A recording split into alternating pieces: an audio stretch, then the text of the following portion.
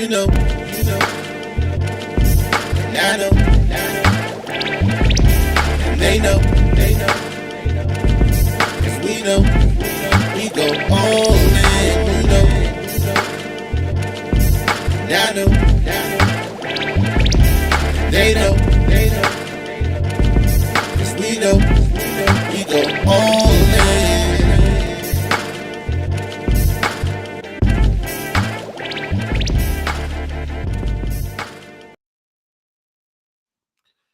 Woo! Ladies and gentlemen, welcome to the newest edition of What You've Been Missing. It's your boy K Dizzle DC. Man, my guy on the other side. Tell him who you are, man. Man, what's good, everybody? Man, it's your man, Have Streams. What it do, K Dizzle? How you been, bro? I've been good, man. You know, life is good. Love is love, and we're still living and breathing. It has been a tumultuous 2 weeks. It's been a crazy 2 weeks, man. We're gonna dig right into this. But again, shout out to the underdogs. If you wherever you are, you watching this, you are now listening to the All Dressed Up Podcast, episode 109. Are y'all ready for this talk? And look, if you don't know, we do it pretty different than every other podcast that you have seen. We are live and direct. We are always available for you to come in and be a part of the show. Make sure you tune in. You can come on at 301-857-1757 to share your opinions with us, even bring you on live on video. So you ain't gonna get the can, you getting the action, the actual live situation. So when you're listening back, just remember we on every other Sunday and come see us. I just had to get that announcement because not only is this week has been crazy, but again, woo, where you want to start, man? Where you want to start, bro? Well, You know where to start. as you can see, I'm still repping the home team, man. Still repping the home team. If enough says watching, it was a tough day for the Commanders, man. I had a feeling, K Dizzle, I told you off the air, Mhm. I think we got lucky a little bit throughout the season, man. I liked our record. I know 7-2 is impressive, no question. But I just had a feeling, man, we just couldn't, turn every game into that dub. And I think it caught up to him today. But good game to the Pittsburgh Steelers, man. But I'm a little salty. We took, L's to the Ravens this year and to the Steelers. So, we'll see how it goes. Who are those three L's to? So it's to the Ravens, it's to the Steelers, and what was And the to third the one? Buccaneers in week The one. Buccaneers. To the Buccaneers. The Buccaneers got So some strong wins early on in the season. I will say that. so for me to be a realist, I don't think the Commanders have beaten anybody too impressive, for them to really stamp Mm, for them to stamp any high expectations, I think, for them this year. But it's great to see them winning games, man, and being competitive, man. Like they were definitely in a position to win today. yeah. Even up close to that first down. That first down in Zach Ertz' old ass was very close, man. I like to see us get younger next year at that position. Zach Ertz is balling out, don't get me wrong, but if we can get somebody over there that can help him and McLaurin out, that's a little bit more sure-handed. And your boy's a kid, so whatever the guy we got from the Eagles, man, he hmm can't field a punt to save his life, man. They got to get him from back there. But that's enough of my Commanders, right? Well, he didn't have those. He didn't have too many of those issues in Philly. I will say that it was just a wild and So weird. why's he got him now, K Dizzle? What's up with that, man? I don't know. We make roster moves for a reason. Are the Commanders for real? Are the Commanders for real?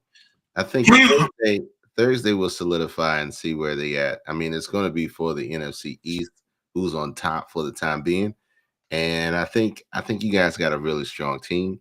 I will never discount that. I see that the Lions right now are currently looking a little sus against these Houston Texans.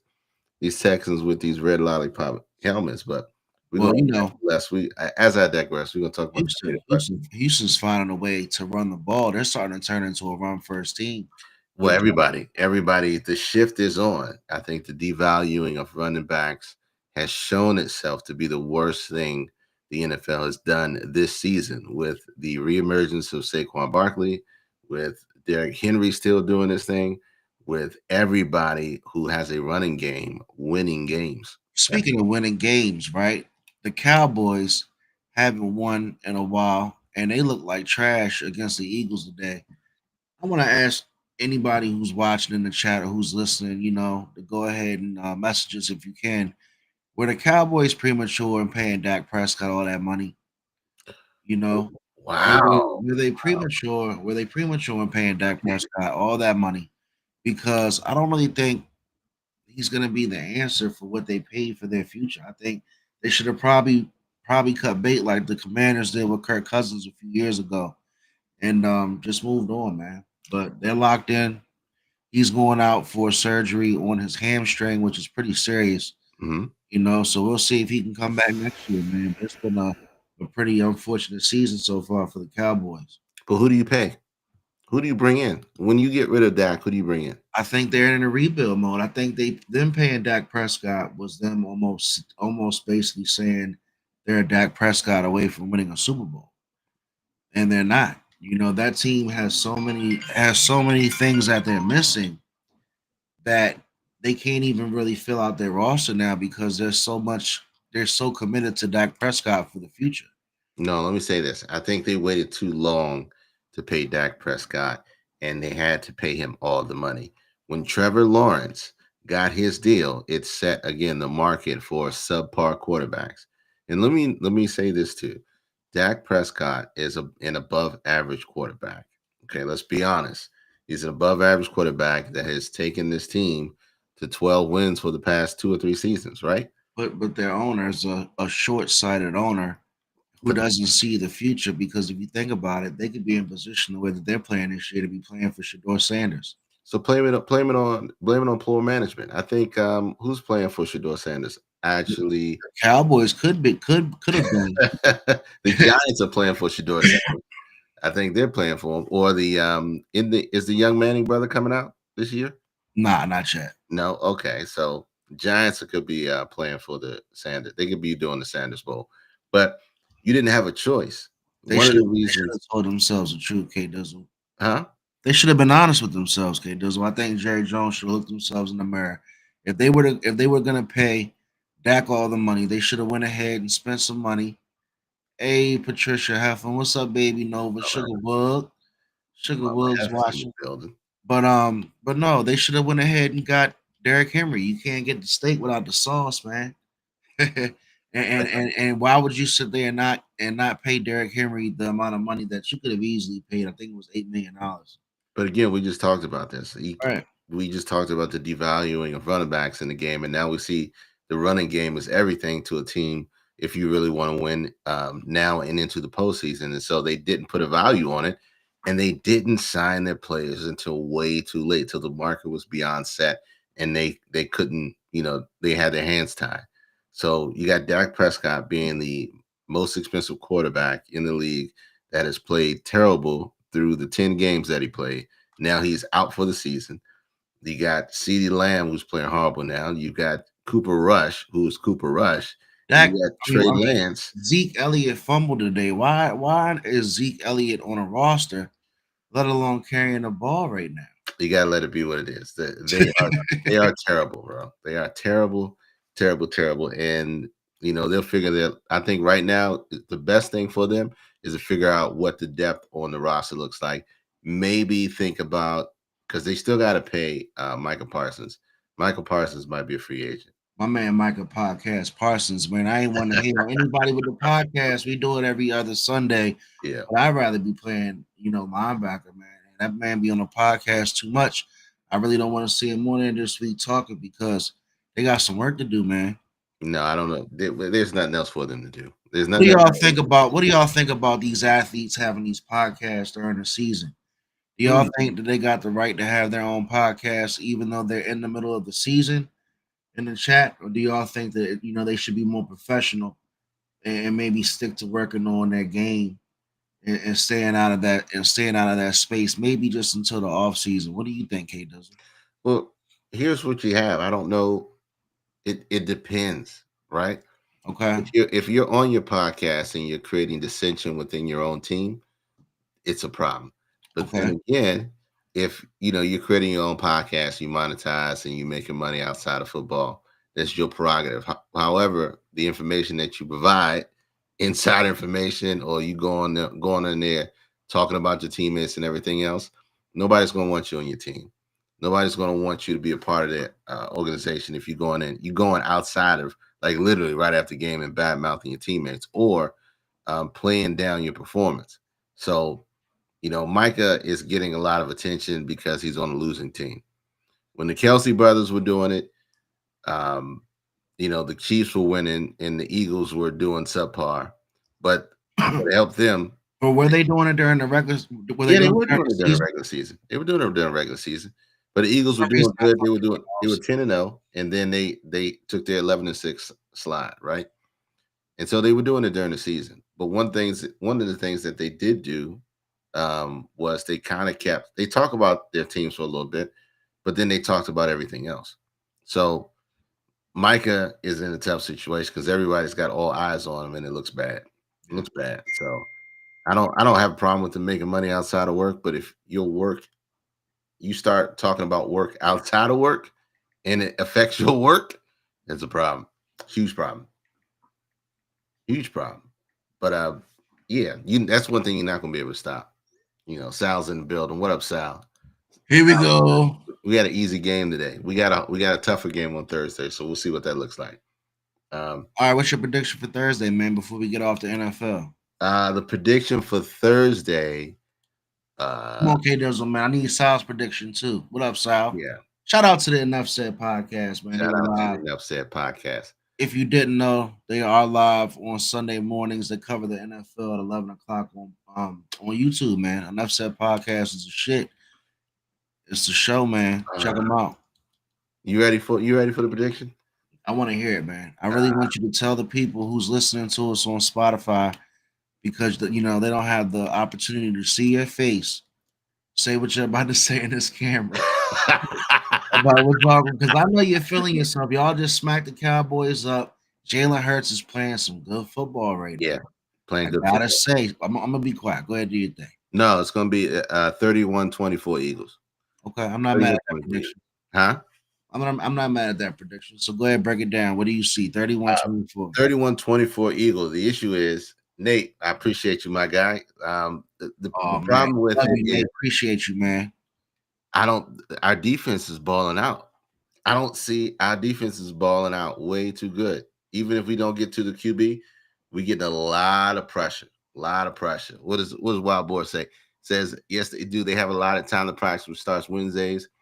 What they do away from the practice is their business. I agree. Okay, this will keep it professional and it should be fine. Appreciate that, wild boy. That's a good take, man. Yeah, if you really out there, you gotta stay. You gotta keep your keep your team name out your mouth, 100%. And I think But see, what I don't like about the Michael Parsons setup and Wild Boy, I don't know if you've seen this before or if you just disagree, which is fine. He talks about other teams' rosters. Like he had a whole segment where he was talking about the Jets, and he wasn't saying anything bad. He was just really kind of saying how they're really a good football team and mhm. yada yada yada. And I'm just like, it's cool, but during the season, I just want to see you more locked in. I don't know, just for me. Maybe I'm just overanalyzing the situation. You You overanalyze the know, situation. because they're 1-7 and That's three and why. three and You're 10. on a bad team. You overanalyze the situation because everybody talks about everybody's team and the depth and what they have good and what they're really good at and what they have looking forward. I think again, Michael Parsons, it's just him. He's on a team. He's on a mic in front of a camera, and it's his own opinion and views. But keep it 100 about your team, man. Half is Brian Robinson playing Thursday. So let's talk about Brian Robinson, right? Brian Robinson is a guy who really sets up a safety cushion for Jaden Daniels. It's underrated for what his presence does. If you follow the Commanders, he leaves the Commanders in a lot of short third downs, a lot of short fourth downs. And you don't really have to see Jaden Daniels making those third and long type plays, type conversions. And Mhm. today, Eckler came out on fire. Don't get me wrong, he did a great job. But in a physical game, like in that one possession that the Commanders had when they got the ball off the fumble, Mhm. they actually had the 6 point lead. I was texting enough said about it earlier. They had the 6 point lead. They get the fumble against the Steelers on their goal line. So now they got the ball at the one. So Right. it's almost like it did more damage because now they can't run the ball off the one because they don't got a Brian Robinson. and Pittsburgh's a physical football team. Correct. And one thing I learned about, not learned, but one thing I always witness when I watch Pittsburgh play, they're gonna stick to their identity. They're gonna run the football. And they had a really good combination between Najee Harris and Warren, and they didn't, just leave it on one back. Both of their running backs pounded all game long. They didn't give up. And Yep. that's what the Commanders missed out on. So I agree with you, Sal. Definitely need Brian Robinson against the Eagles. I think if they don't have him, we're gonna have to convert some of these passing plays that Zach Ertz and McLaurin seem to just be coming up short with. I'm glad you played a really physical football team. That means you're a little soft when you're coming down Thursday after that show. That's what I was saying. So you predicted 31-24. I predicted 31-24, and I think it's going to be with the late rally, You get a, by the you get a Commanders. Commanders Tough game team. to follow. You get a Commanders team that's pretty beat down, man. It was a physical game. Hopefully Jaden Daniels isn't seeing ghosts out there because he got locked down. He definitely did not run Yeah. the ball today at all.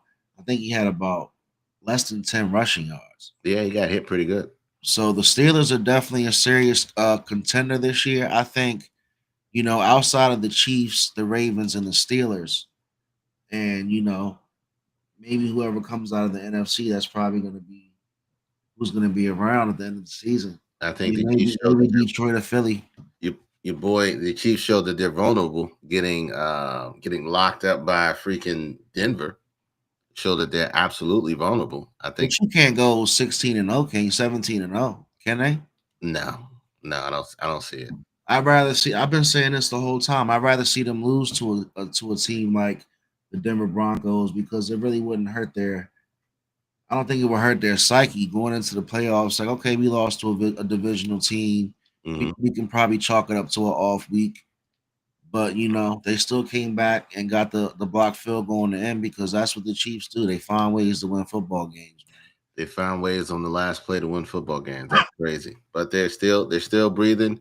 They have no problems. They have no quarrels. They know they got some stuff to clean up, but they're undefeated. So until they get beat, they're gonna be the team on top. So look, football is at an all-time high right now. It's been as freaking competitive as it has ever been this year. I think a lot of teams that started hot, we saw that them faded fast.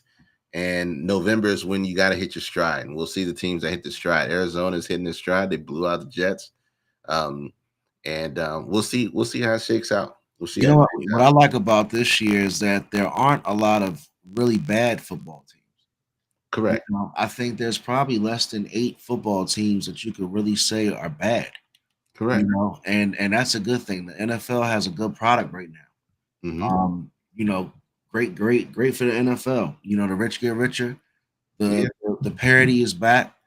There are gonna be some teams that are gonna be around at the end of this year that haven't been around at that time of the year for a long time. So should be a good finish, man. Shout out to Wild Boy in the chat, man, coming through with some comments. He said, well, you definitely don't want to give bulletin board material by saying something negative. Speaking of Michael Parsons' podcast, but roster talk is good. But this one right here, the Commander should have gave Big Nichols more snaps. He is the I other agree. back besides Robinson. I agree with you, boy. He got the touchdown, but he didn't get enough carries going down the field. And they also, made a lot of play calls to where they wanted to run side by side. I mean, side to side Mhm. instead of north and south. Like I like the Kingsbury offense. I really do. And they even converted the first down, but like they would run Eckler from the wide receiver slot position and bring him around for like a sweep instead of a regular straight up and down run. So it was a little interesting, but we'll see how they bounce back Thursday. I see it being a close game. We're playing in Philly, right? Yes. So we're traveling, short week after a loss. Jalen Hurts is hot. I think you guys beat us. I see us losing the first one. Yeah. Just because of the circumstances at hand. I can't even lie to you guys, man. I wish I could put up a fight, but we'll probably lose 28-17. Yeah, we only played 2.5 quarters tonight. Everybody sat after that. So Yeah. we're going to be super fresh. I think you guys are gonna get us this first one, man. Mhm. I think we're gonna split. Sal, I'm not gonna give up and say y'all are gonna, sweep us this year. But I see with the circumstances being what they are, us coming off of this short week with the tough physical game, you guys are gonna get us out of there this week. Mhm. All right, so look, a lot of sports talk. A lot of sports talk. What's going on? Let's address the elephant in the room. And you pulled this up. I didn't even pull this up. Yeah.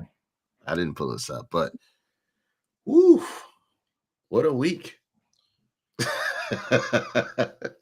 A lot to what's that saying? There's a lot to unpack. What's a lot to unpack? I know Mama Heifer's in the build. I'm pretty sure she got a lot to say. Yeah. My group chats were on fire this week, man. Yeah. Stock up, buy black, all this other stuff. And, all right. So, the election is over.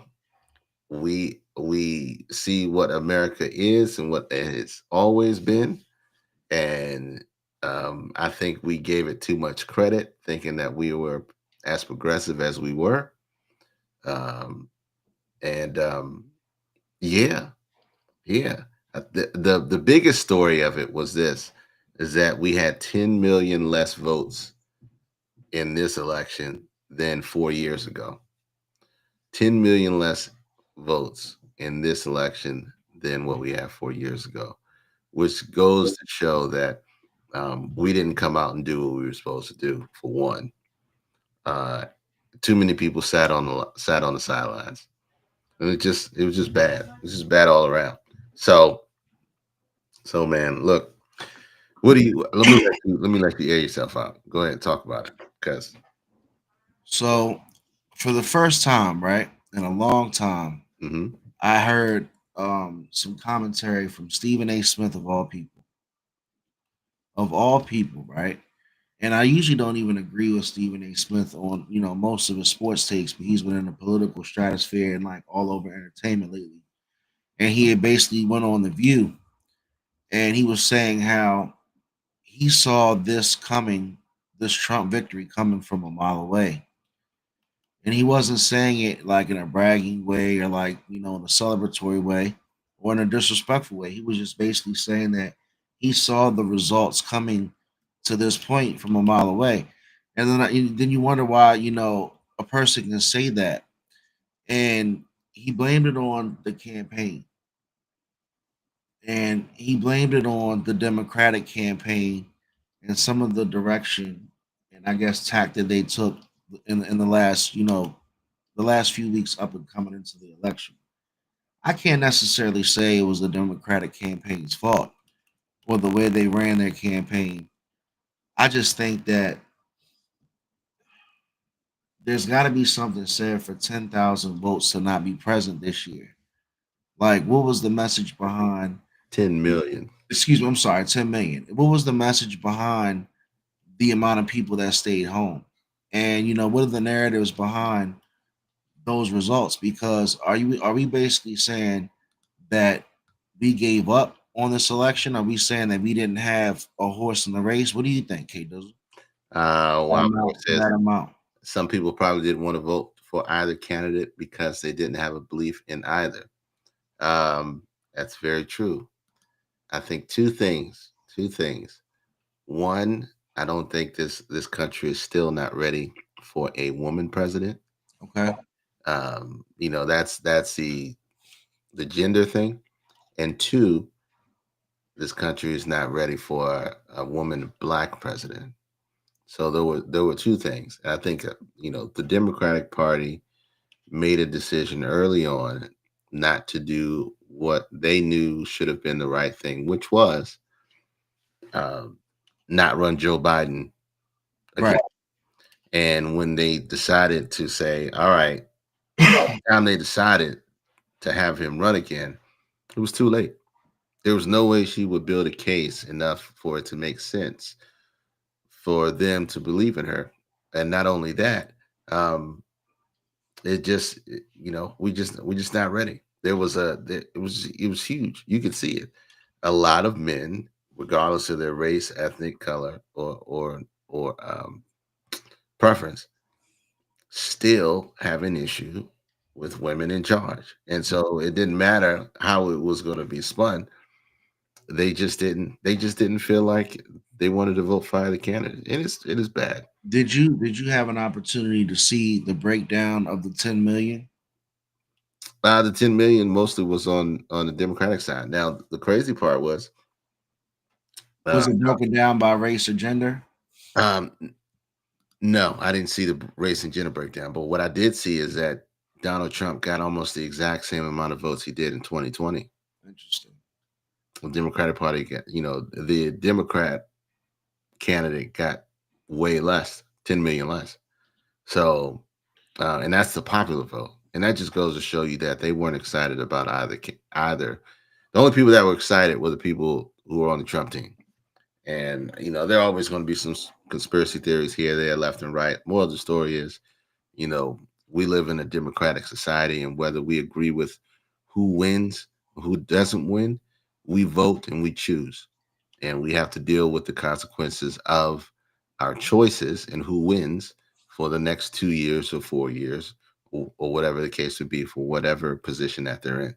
And so, um, I can say I can say comfortably that no matter what happens, I think we'll figure out a way to survive. We'll figure out a way to move forward, even if we don't agree with the two.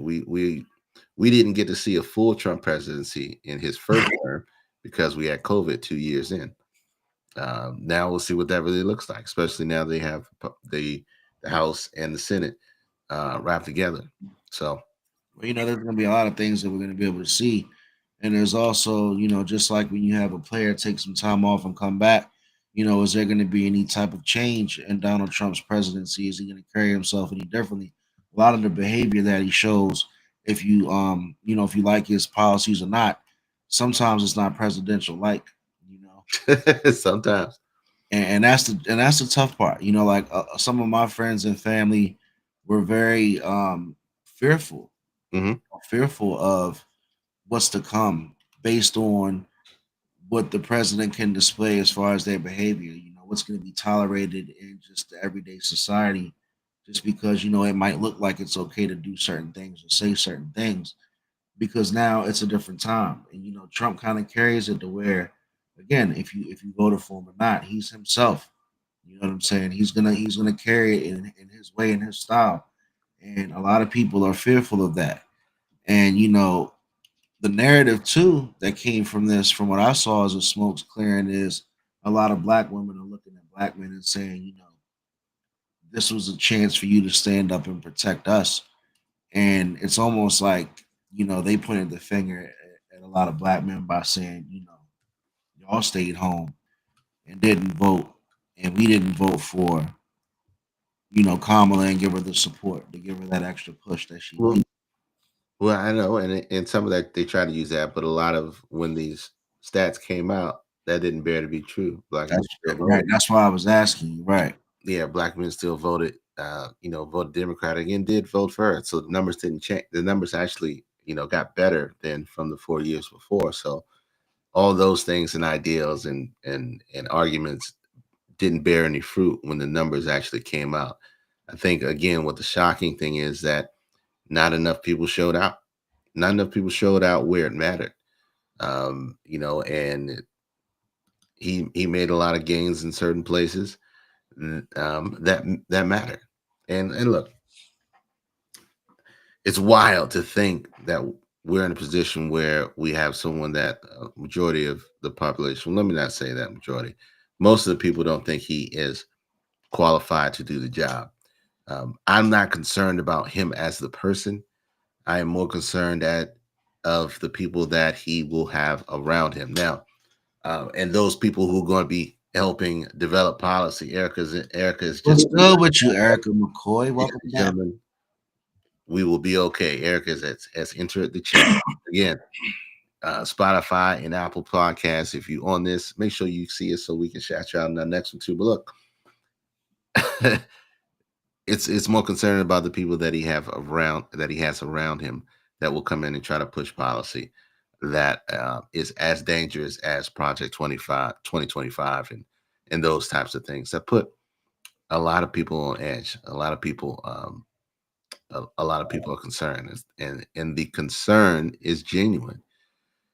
More importantly, I think that we may have enough people with some kind of sense to be able to guardrail against, hopefully, as much as humanly possible, that it doesn't go too far sideways. And then the other thing is, those that once it does, those that it will affect the most are the ones that voted for him.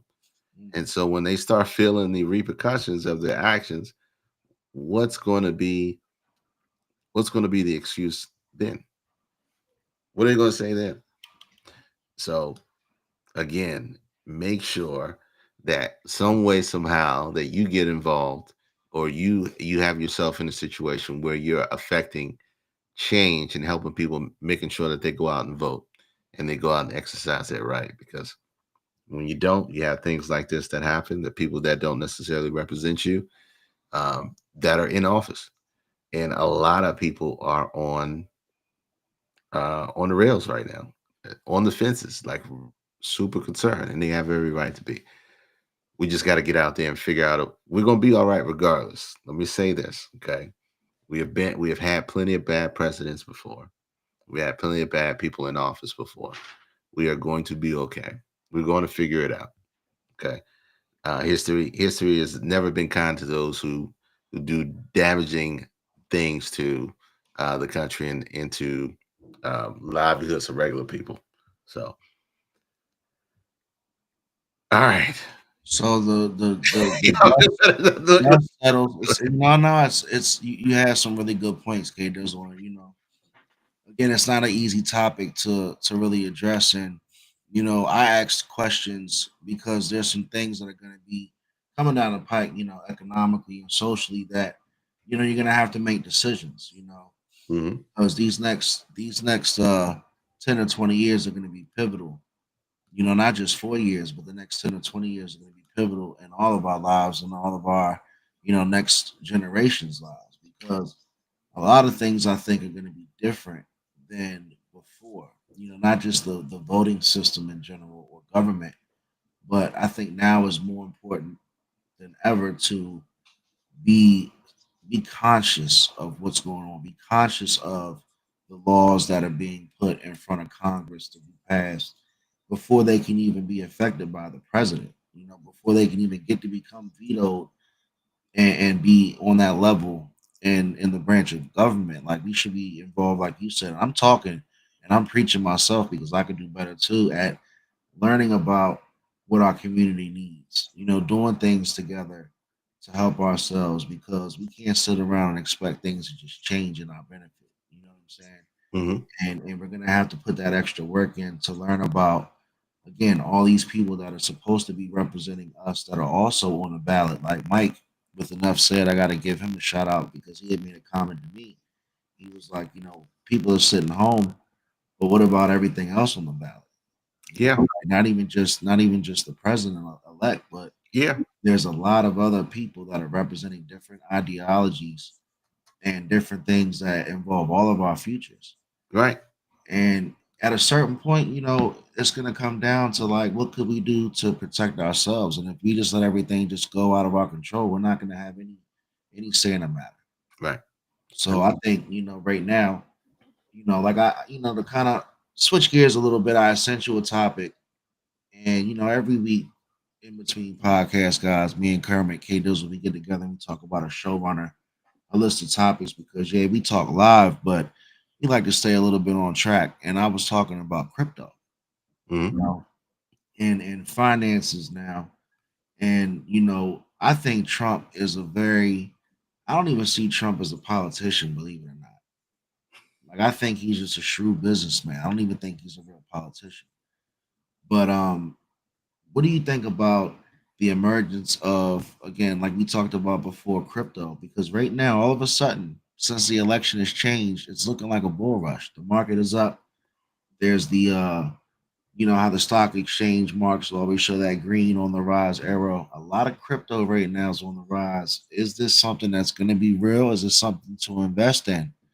Is anybody watching right now that knows about it more than I do? I know I got a couple of buddies that told me to buy in now, Hmm. put my money in there, stop messing with FanDuel, buy some Shiba Inu, No. and let that money shake. So So is it real? Is it a real bull rush? What do you say, K Dizzle? All right. So first and foremost, right, 301-857-1757. If you just want to take, get this off your chest. I know you've probably been talking all week about this with your coworkers and your friends and your family and all that. Come on, share with everybody here. But more importantly, I think we get it confused.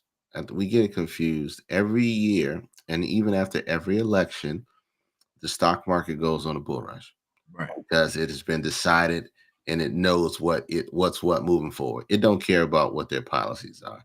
It don't care about who it is.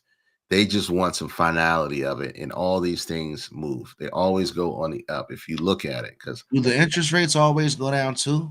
no, well, the interest rates are based on the Federal Reserve, and where they think the economy is. Now, look, the interest rates have always been on a path. If you've been following the Fed Reserve, to be lowered all the way down to 3.5% by 2026.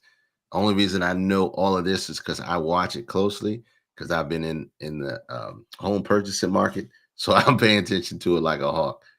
And they always have plans ahead of all this stuff. And the stock market does the same thing. Crypto's been around forever. It's one of those things where it's almost just like forex. If you get in, you get in. Sometimes you get in when it's hot. Sometimes you get in after the fact. One of the things that you can always get into if you want to invest your money instead of FanDuel is stocks. Get into some strong yielding stocks. Do your research. Invest in it. You don't have to do anything crazy or put $1,000 up front. You can do $100 a month into a stock that's going to earn you 15% a year, which is way better than what any savings account is going to do. So don't take don't take the stock market, going up as a sign of choosing the victor or glad whoever the victor is. That's just how the market works. So And the you're market, saying don't buy into the hype. don't buy into the hype. Do not buy into the hype because that's all you're doing is just wasting your money. Because if you don't know what it is and you hear about the hype, it's too late. So It's you're way pretty much saying that right now, even though that crypto market is looking hot, be wary, be aware. Be wary, be very wary. Even though the stock market is looking hot, crypto's looking hot. Be very wary. I'll give you a plain example. Tesla. As soon as the election was over, Tesla shot up $50. Okay, shot up $50. It was like from 250 to 290. The entire stock market did a rally up high. If if you had gotten in and done any calls or puts 3 days prior to the election, you were smart enough to get in and make a crap ton of money because you understand how the system works. Whether won or lost, you would have made some money. When you get in at the point where it's 290, you're like, oh man, let me get in before I miss it. But you missed it. It's too late by then. Now it's gonna mellow out. So don't ever go in without a plan, and um, don't ever think that, just because everybody else sees an opportunity, by the time it reaches you, more than likely it's too late. That's like AMC and GameStop. You go and buy that stock when it's $12, and then it goes down to $4, and now you're looking stupid because you're $600 down to 200. So never invest without a plan. More importantly, and don't believe in the trends. They don't dictate anything.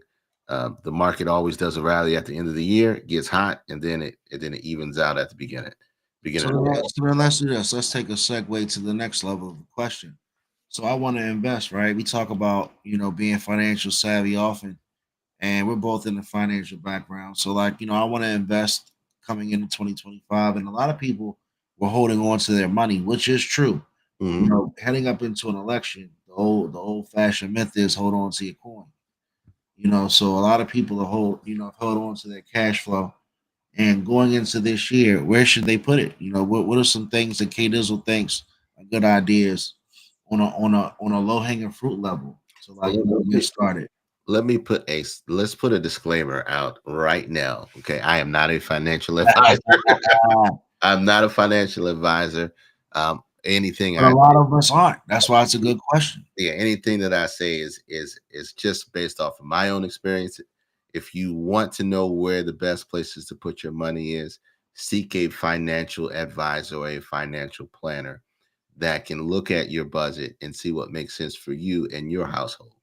Um, One of the things that I go against is leaving your money in the bank because a savings account, even if you got a great one at 4%, which is a really good savings, you know, held by a few banks, i.e., Capital One and Ally, um, that's a good place to start if you want to leave your money in the bank and just have it sit. But if your money is not working for you, it's not doing anything for you. Trust and know that if you got Navy Federal, you got Wells Fargo, Bank of America, the only reason they want your money in their bank is so that they can use it and borrow it and invest it and make more money for themselves. Kiddos, a lot of people are afraid to jump into the stock market because they just have a lack of education of it. And I see a lot of people like on social media now that have a following, like on Instagram, that actually become pretty popular that know a lot about the stock market, and they talk about the everyday person who jump in and they share their gains and things of that nature. But it's like I think what the question, excuse me, that I always ask is like, at what point do I have the liquid to be able to invest in the stock market? Like, how much do I have to save to put X amount of dollars in the stock market responsibly to where it's not affecting my budget? I guess overall you have to sit down and look at your budget. But it's like if you've got your bills paid and a couple $1,000s saved up in the bank, how do you justify how much to put into the stock market? All right, That's so just, I guess, the share with average you. question that we always probably ask ourselves. So let's share a common misconception. Let's break a common misconception.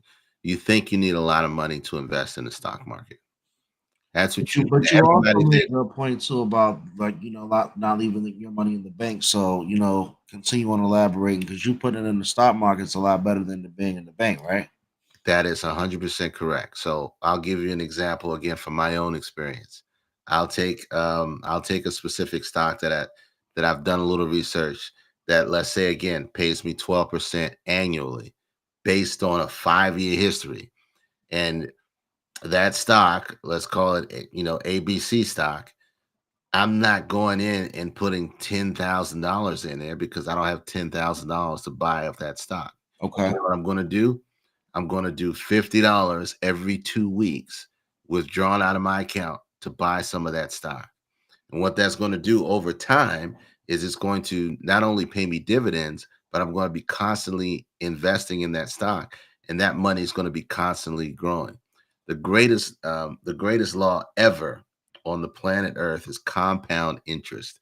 If Okay. you understand how that works, then your money will always work for you even while you sleep. It does not cost you a lot of money to start investing. What it will require of you is some education and some knowledge, some information.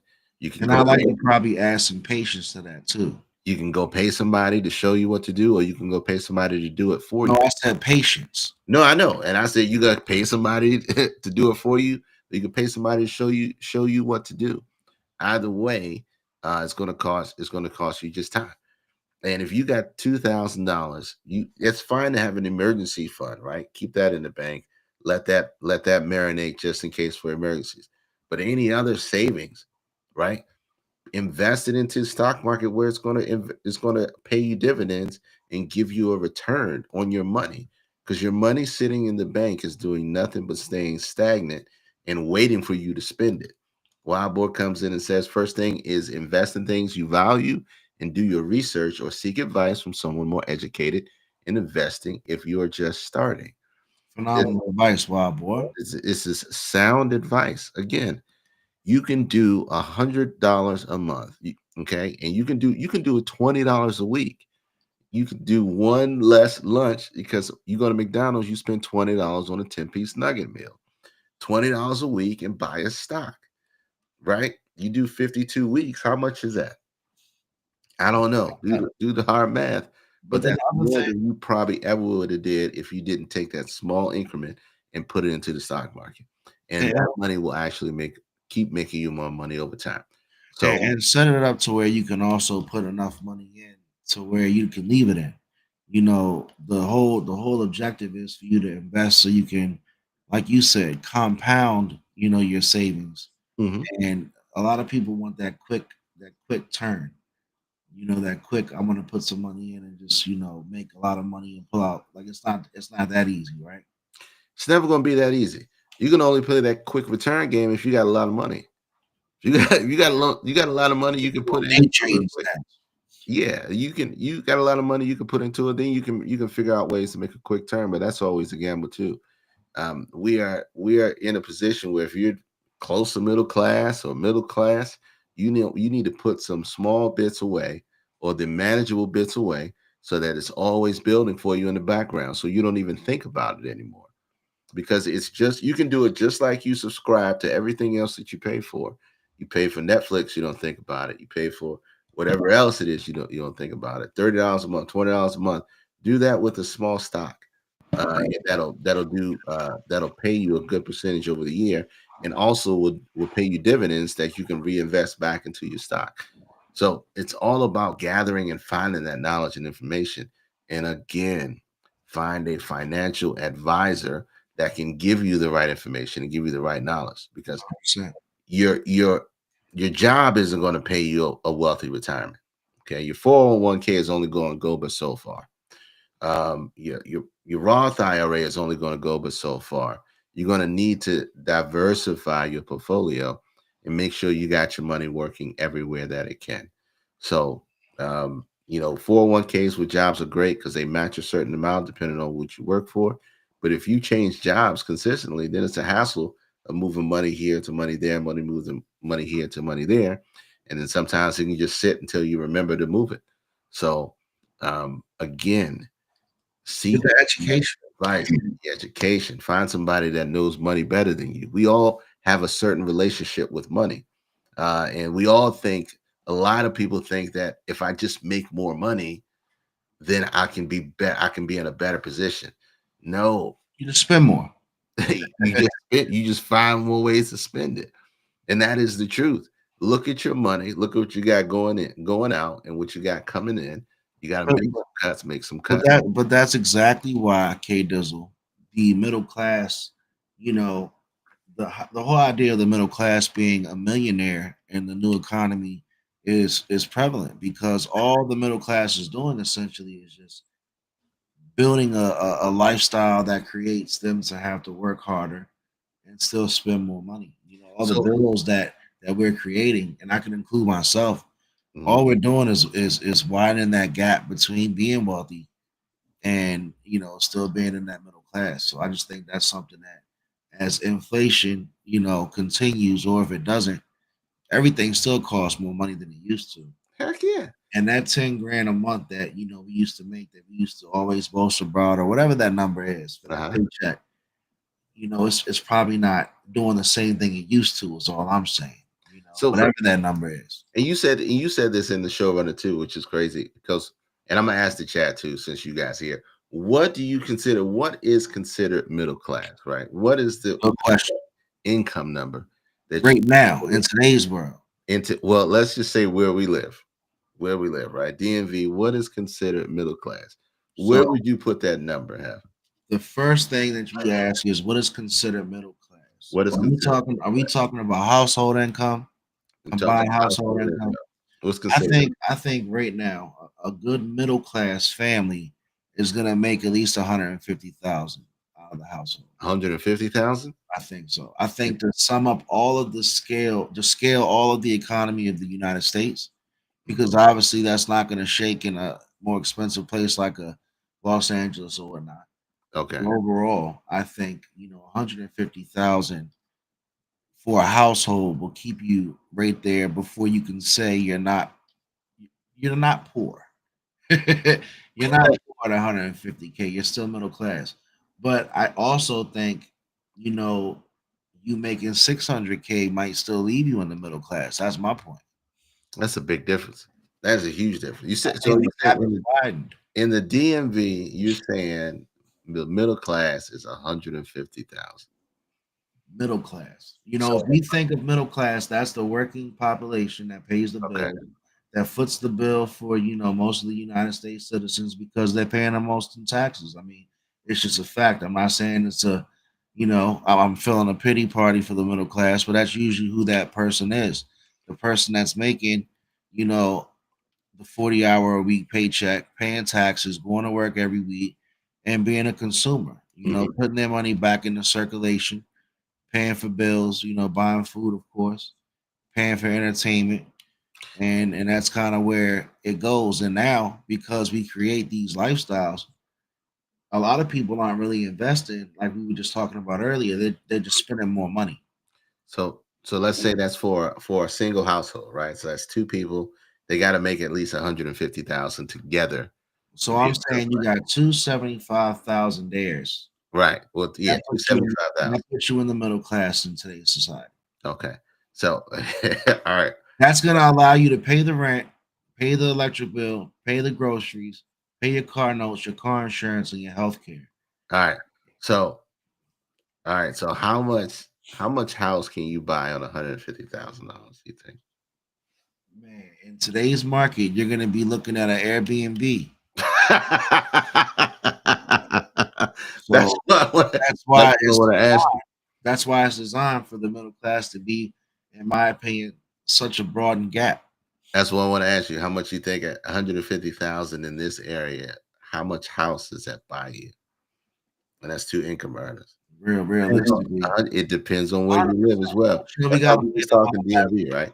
We got to pay the law of averages. I'm talking about a family right now in Prince George's County. Let's keep it real. You got two kids. Let's not be extreme here. You got two kids. You got a husband and a wife. You got a townhouse, and you're making 150 grand. We see it every day. These are our people that we saw. Let's say cars too. We fill out. We read credit applications often. And Right. of course, we have the buyers who make well over six figures. But Mhm, the average customer that I'm seeing is probably making about 150 grand between mhm. a couple. When I say household, I'm thinking a couple. A couple, right? Two. So if you're making less than that, you're poor. Oof. Absolutely much higher for sure in PG County, but wild boy, everybody's not making that money like that.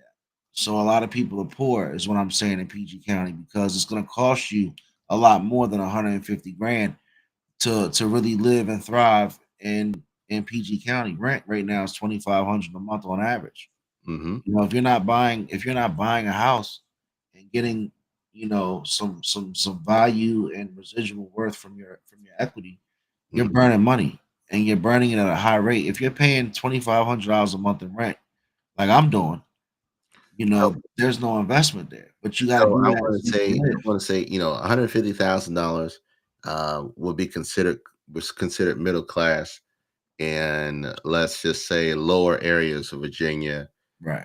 North Carolina, um, some areas in North Carolina. You may be a little, you right up, middle class in those areas. In some other places, for instance, PG County, DMV, Montgomery County, So Howard we're marking County. those couples poor or We're talking lower middle class. middle class is 250. Okay.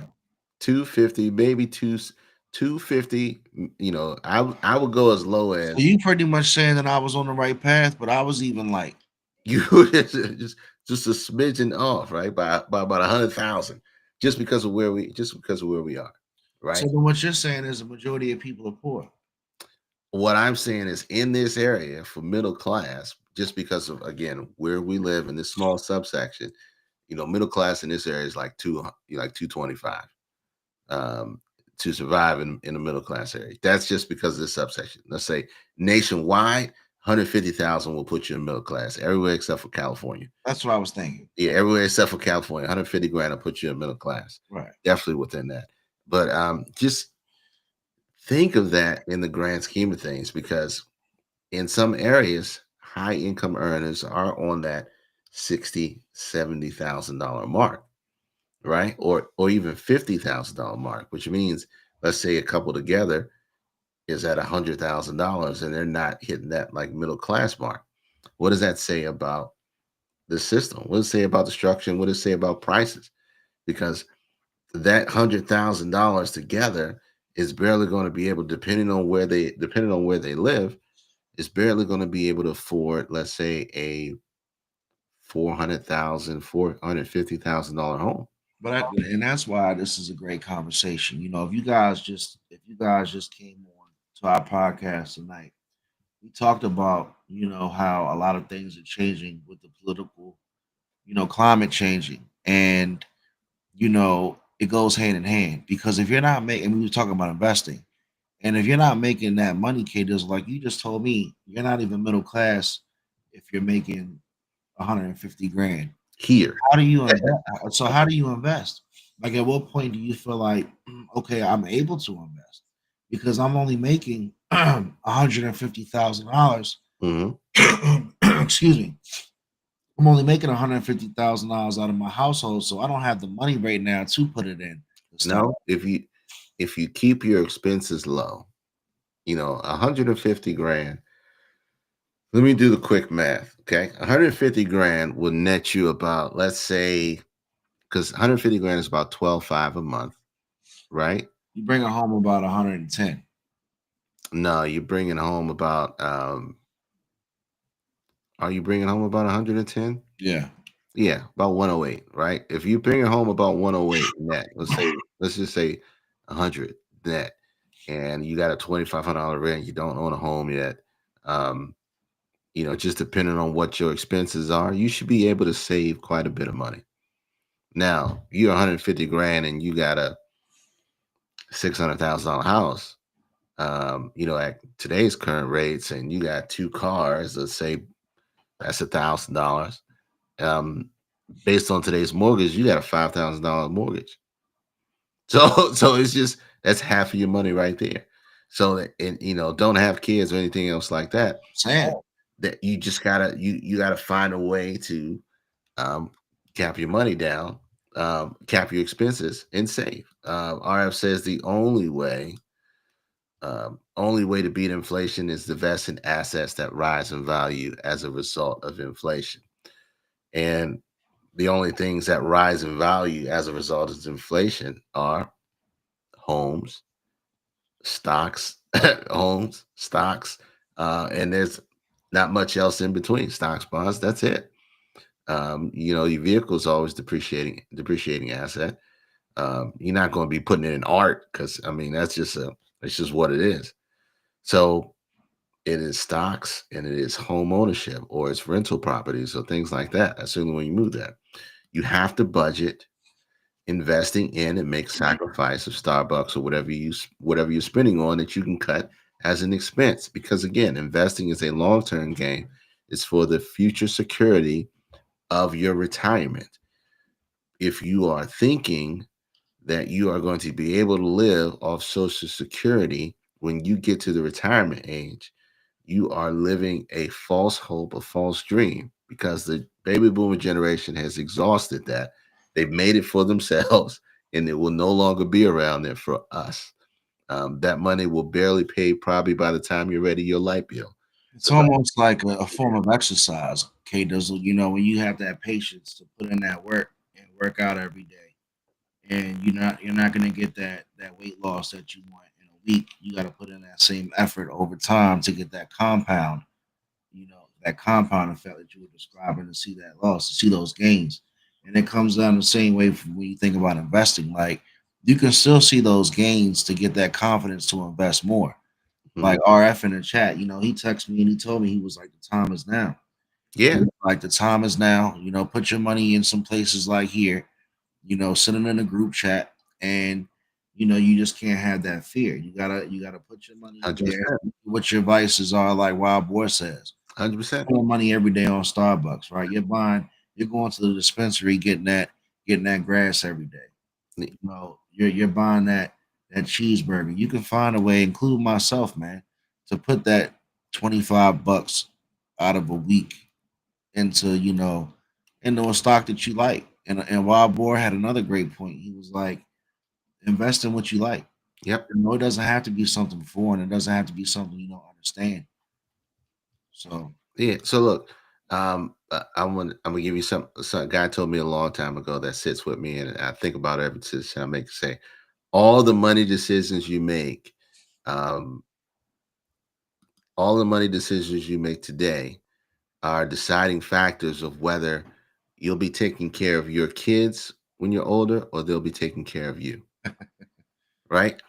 And I don't ever want to be a burden to my children when I get older. I want them to be able to live their lives. And Oh, if I leave this earth, with something, it'll be for them. I don't want to be having to, having them to make adjustments just to take care of me when I'm getting older. the Right. losses don't feel the same, man. You know, those losses that you took before you had your kids, you felt like, all right, it's just me. You take those losses when you got your babies, they hurt. They're gonna, 100%. they're gonna cut a little deeper, man. And I felt that big difference, K Dizzle, since I've had my two girls. Like every dollar that I see wasted, I'm just like, man, I wish I could have put it here or done this with it. And That's it. I do two different stocks. It's $50 every 2 weeks, and I make that sacrifice. I don't even think about it anymore, and I just watch it grow. I just let that thing ride, and I know sooner or later, it'll be there. It'll be there. It's making money for me. It's making money for me in my sleep. I ain't thinking about it. It'll always have a return on investment, and so that's where you want to get to. Anybody with money and understands money will tell you put it somewhere where it works for you, and that's what the smart people do. And if you don't get anything out of this conversation that we had tonight, is one, elections do matter, but they don't matter when it comes to your money, your investment, and you planning for your future properly. Two, you will live through whatever bad decisions that they make in office as long as you know what you're doing with your money. 100%. And three, the middle class is what the middle class is, no matter where you are. You want to make a decision for yourself to live the life that you want now and in the future, regardless of whatever class they put you in. Just make sure that you're investing, make sure that you are being smart with your money, but more importantly, make sure that you're setting a precedent for something, not only for you, but good principles and good ideas for the people that are coming behind you to follow, and you setting good examples with it. So look, It's 100%. yo, I didn't even know where we was gonna go with this, but look, It's a good conversation, man. hella conversation. Appreciate everybody who checked us out tonight live. For those who saw us or who listened to us on Spotify and iTunes, we appreciate you as well. But yeah, if you were in the chat tonight, one of those conversations, man, that we can all relate to. Everybody wants to know the answer. But one thing I'm gonna tell you before we sign off, man, and before you finish closing, Kate Dizzle, is smart people like stupid people. And there's a reason why. And you can't be mad at the fact that if you're not educated, you will be preyed upon. Mhm. So definitely do your research, man. Take that, take that, clip it, do your research because they will take advantage of you, man. So Hey, look, Trump was a prime example of that. If you are 100%. uneducated, you will be preyed upon. Lord have mercy. Look, if you want to come on stage, you want to come on the show, talk your stuff, submit your info to alldressedupodcast@gmail.com, or even got any show ideas that you want us to push forward. You can find us. Tiffaraga's in the building. Hey, sis. Oh, thank you very much. Facebook.com, YouTube. Go to our YouTube. Make sure you like, comment, and subscribe. Find Hef Streams Media on his YouTube channel with the Climax series. I'm back series. Crazy. K Dizzle DC, Twitter, Twitch, YouTube, everywhere. You're never there, but come on in. I really enjoy you being here. Tifaraga, shout out to the homie. But look, tell your friends and family we are on live the first and third every Sunday night, man. We've been what I say? Every first and third Sunday night. Yeah, damn right. And we've been rocking for a minute, man. We ain't going nowhere.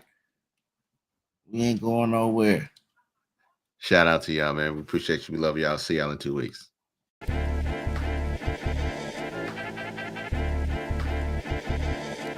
You know, and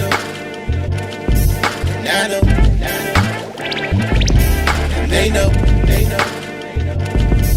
we know, we go all in, you know, and I know,